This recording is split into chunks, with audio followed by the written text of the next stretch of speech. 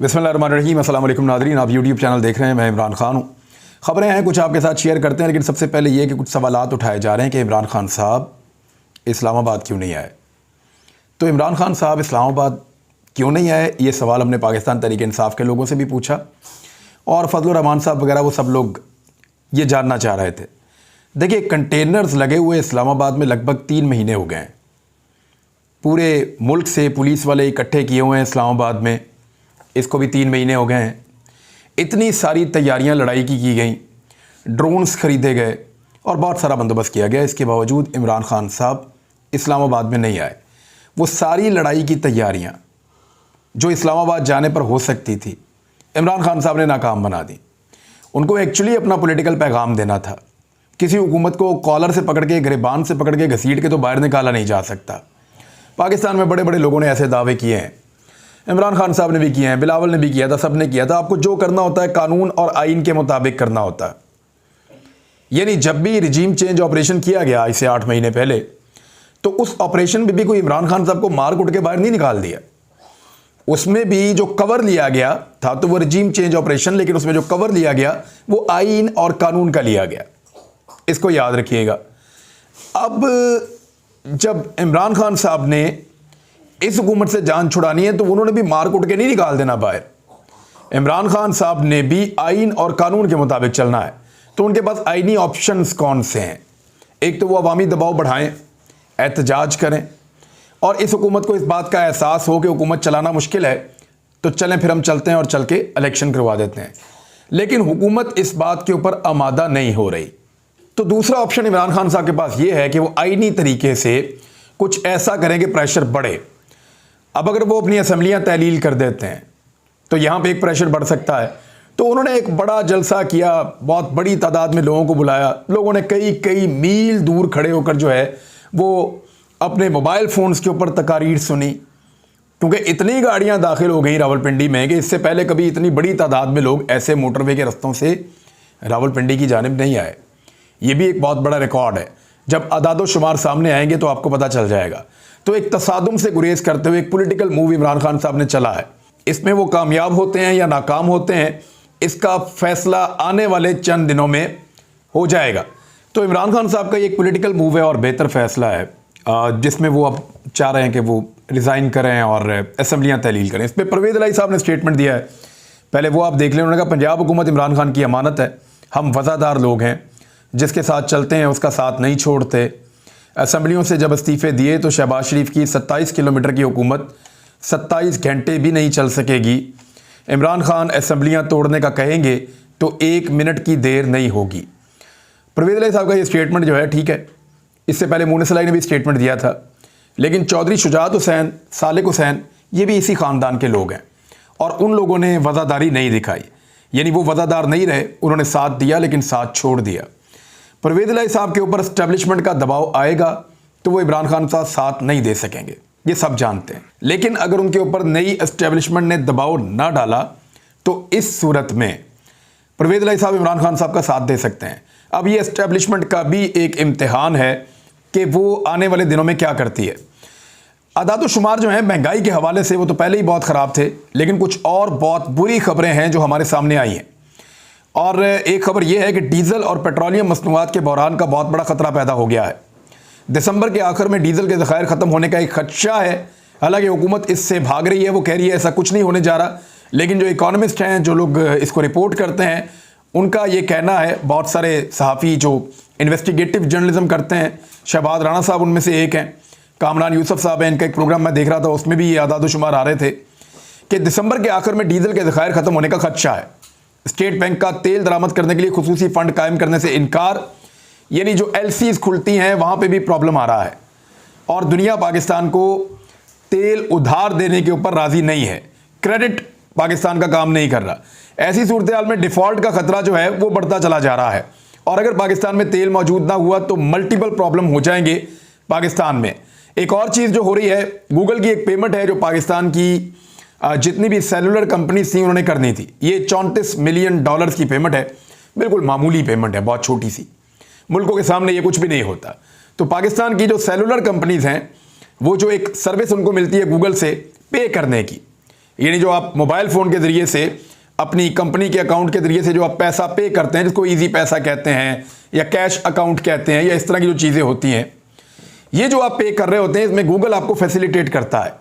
इसके लिए गूगल को 34 मिलियन अमेरिकी डॉलर्स पे करने थे पाकिस्तानी कंपनियों ने।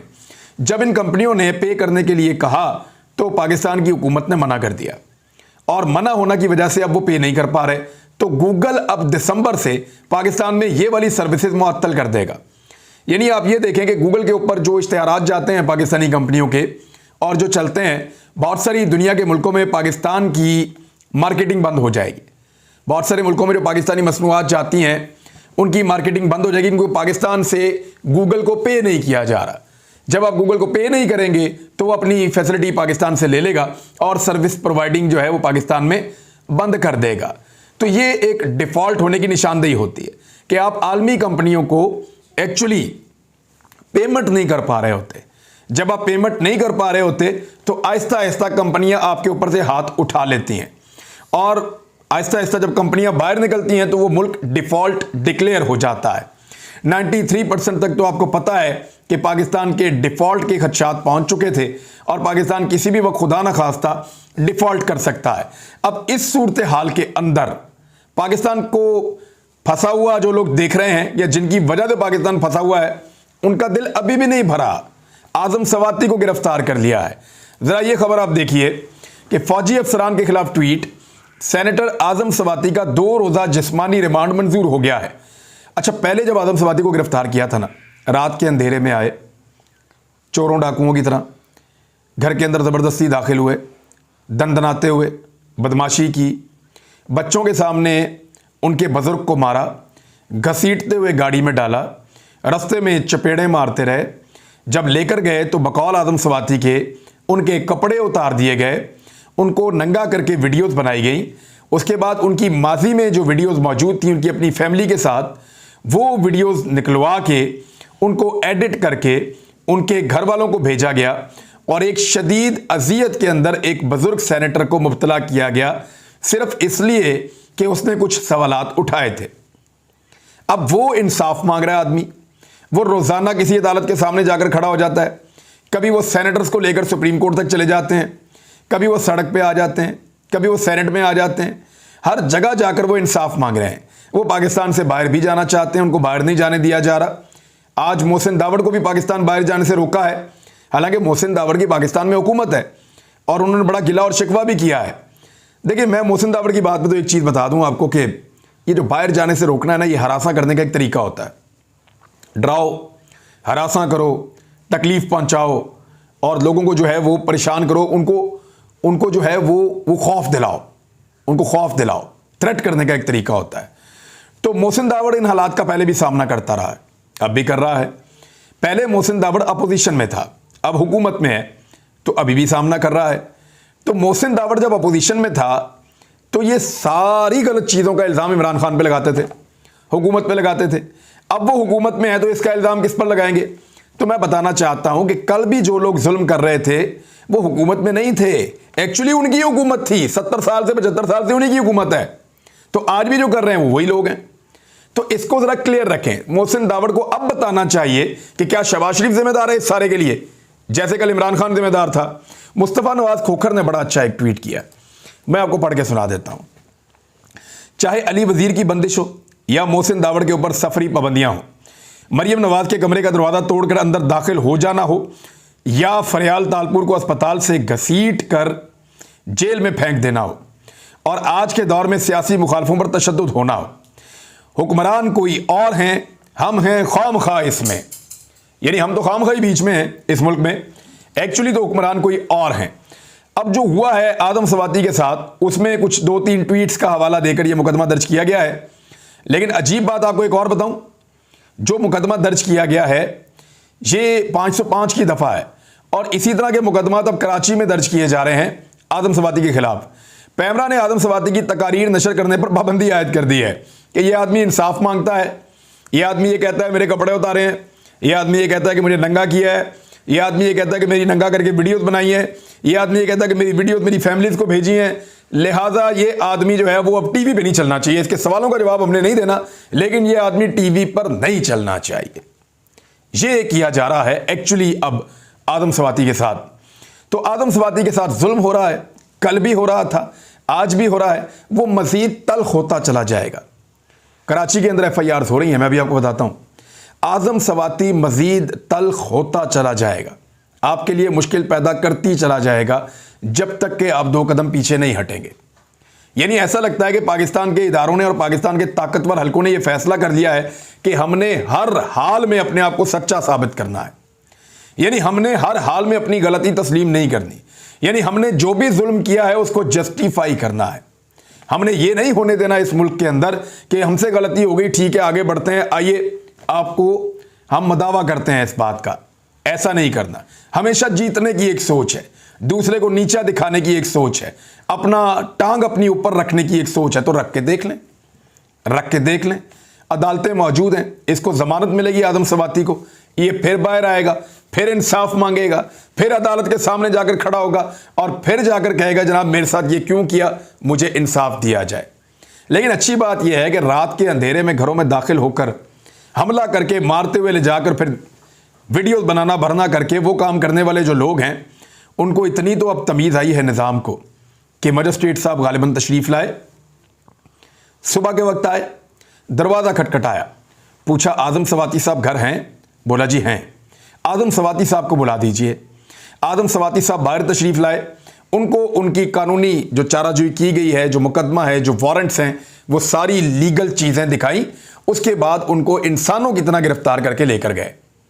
इतना तो सिखा दिया आदम सवाती ने, बाकी जो रह गया है वो भी निज़ाम सीख लेगा।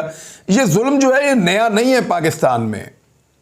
अब क्योंकि हमें सामना करना पड़ रहा है कुछ मीडिया के लोगों को, कुछ सियासतदानों को, तो उनको एहसास हो रहा है कि ये जुल्म है। ये जुल्म पाकिस्तान में बहुत पुराना है, कभी लोग इसके बारे में बोलते हैं, कभी नहीं बोलते। लेकिन एक चीज़ पाकिस्तान में नहीं हो रही है, ये नई चीज़ है। वो क्या है? वो नई चीज़ ये है कि जुल्म तो ये लोग पाकिस्तानियों के ऊपर बहुत लंबे अरसे से कर रहे हैं, लेकिन इस जुल्म की ओनरशिप कभी भी पॉलिटिकल हुकूमतों ने नहीं ली थी। यानी ऐसा नहीं हुआ था, यानी इमरान खान के दौर में भी और उससे पहले वाले अदवार में भी, जब भी कभी ताकतवर हलकों ने इंसानों को अजियत दी, उन पे हमले किए, उनको अगवा किया, उनको मारा कुट्टा, उनको जलील किया या उन पे मुकदमात बनाए, तो पॉलिटिकल हुकूमतों ने इन गलत कामों की ओनरशिप नहीं ली। ऐसा कभी नहीं किया कि हाँ जी हम इसके अंदर शामिल हैं और ये बिल्कुल ठीक हो रहा है, ऐसा नहीं हुआ था। लेकिन इस मरतबा यह हुआ है कि पॉलिटिकल हुकूमतों ने इसकी ओनरशिप ली है। यानी अरशद भाई की शहादत पे मरियम नवाज ने जिस तरह खुशी मनाई, ये ओनरशिप है। सहाफ़ियों की गिरफ्तारियों के ऊपर जिस तरह पंजाब की उस वक्त की हुकूमत, हमजा शहबाज की हुकूमत ने ओनरशिप ली और प्रेस कॉन्फ्रेंस की, ये ओनरशिप है। ARY की बंदिश के ऊपर जैसे राणा सनाउल्लाह साहब ने सामने आकर ओनरशिप ली, ये डिटाई है जो इससे पहले हमने पाकिस्तान में नहीं देखी थी। अभी आदम सवाती के ऊपर जो मुकदमा दर्ज हो रहे हैं वो सिंध में हो रहे हैं। सिंध के अंदर लगातार उनके ऊपर FIRs हो रही हैं, 4 FIR तो एक साथ हो गई थी अभी। तो ये जो FIRs हो रही हैं, ये इंसानी हुकूक का सबसे बड़ा सो कॉल्ड अलमबरदार पाकिस्तान में बनता है बिलावल जरदारी। ये उसके सूबे के अंदर हो रही हैं। यानी बिलावल जरदारी ने हमेशा कहा इंसानी हुकूक की पामाली नहीं होनी चाहिए। बेनज़ीर भुट्टो ने भी हमेशा ऐसी बात की थी। लेकिन आज पूरे पाकिस्तान में कोई सूबा ताकतवरों को ऐसा नहीं मिला जहां पे जाकर वो अपनी मनमानी करें और आदम सवाती के ऊपर मुकदमे दर्ज करवाएं। ना पंजाब में हुए, ना KP में हुए, ना कहीं और हुए। सिर्फ इस्लामाबाद में इंपोर्टेड हुकूमत ने करवाया और सिंध में बिलावल की हुकूमत ने करवाए। तो बिलावल की हुकूमत बराह रास्त जिम्मेदार है इन मुकदमात के लिए जो बगावत के काटे जा रहे हैं। अब 505 की दफ़ा वहां पे काट देते हैं। दफ़ा 505 जो है वो सरकार की मुद्दियत में लगती है, प्राइवेट आदमी लगा ही नहीं सकता, लेकिन उसके बावजूद लग रही है। इमरान खान साहब ने आदम सवाती की गिरफ्तारी पर कहा कि बनाना रिपब्लिक ही नहीं, जिस तेजी से हम एक फस्ताई रियासत बन रहे हैं, इस पर मुझे नहायत हैरत और तकलीफ है। कैसे कोई इस कर्ब और आज़ार के एहसास से आरी रह सकता है जिससे सेनेटर सवाती ज़ेरे हिरासत तशद्दुद और ब्लैकमेलिंग की गर्ज से अपने अहले खाना को भिजवाई जाने वाली अपनी और अपनी अहलिया जो मजहबी रुझान रखती हैं, उनकी वीडियोस के बाद उस पर क्या हालात गुजरे होंगे। नाइंसाफ़ी पर उनके काबिल जवाज़ गुस्से यानी नाइंसाफ़ी भी करते हैं, फिर गुस्सा भी करते हैं। और गुस्सा आदम सवाती का तो जायज़ है। काबिल जवाब गुस्से और मायूसी को हवा उस वक्त मिली जब सेनेटर के खिलाफ से गुज़िश्ता 2 हफ्तों से अपनी हमायत में की जाने वाली इस्तदाओं के बावजूद सुप्रीम कोर्ट के दरवाजे उन पर बंद हो गए। उन्होंने कहा पहले उसके साथ जुल्म किया, उसको मारा कुटा, तशद्दुद किया, बरहना किया, फिर उसकी फैमिली की वीडियो निकाल कर फैमिली को भिजवाई। ये सारा जुल्म एक तरफ, और उसके बाद जब वो आवाज़ उठाता है अपने हक में और वो कहता है मुझे इंसाफ दीजिए, तब अदालतों के दरवाजे उसके लिए नहीं खुलते। तो दरवाजे जब बंद रहे तो फिर इसके अंदर मायूसी और गुस्सा बिला जवाज़ नहीं है। चुनाचे उन्होंने ट्वीट किया और फिर से धर लिए गए। रियासत की इस फस्तायत के खिलाफ हर फर्द आवाज़ बुलंद करे, ये इमरान खान साहब ने कहा है। आर्मी चीफ के असासों के बारे में जो है वो एक ISPR ने क्लैरिफिकेशन दी है कि आर्मी चीफ, उनके समधी, उनके रिश्तेदार, उनके जो असासे हैं, उनके बारे में गुमराह कुन खबरें फैलाई गई हैं। तो मैं उम्मीद करता हूं जनरल कमर जावेद बाजवा से और ISPR से, क्योंकि पाकिस्तान के आर्मी चीफ के खिलाफ जो है वो अहमद नूरानी ने खबर दी है, तो अहमद नूरानी के खिलाफ अमेरिका में मुकदमा दर्ज करवाया जाएगा और अमेरिका में वहाँ पे हर्जाने का दावा किया जाएगा। बड़ी जल्दी वहाँ से फैसले आ जाते हैं ताकि पाकिस्तान की अफवाज और पाकिस्तान के आर्मी चीफ सुरखरू हो सकें। तो इसके लिए सबसे अच्छा फोरम यह है कि आप वहाँ जाकर इसको चैलेंज कर दें। ज़्यादा कि शहबाज शरीफ ने डेली मेल को जाके चैलेंज किया हुआ है बरतानिया में, ऐसे ही आप जाकर वहाँ पे चैलेंज करते हैं।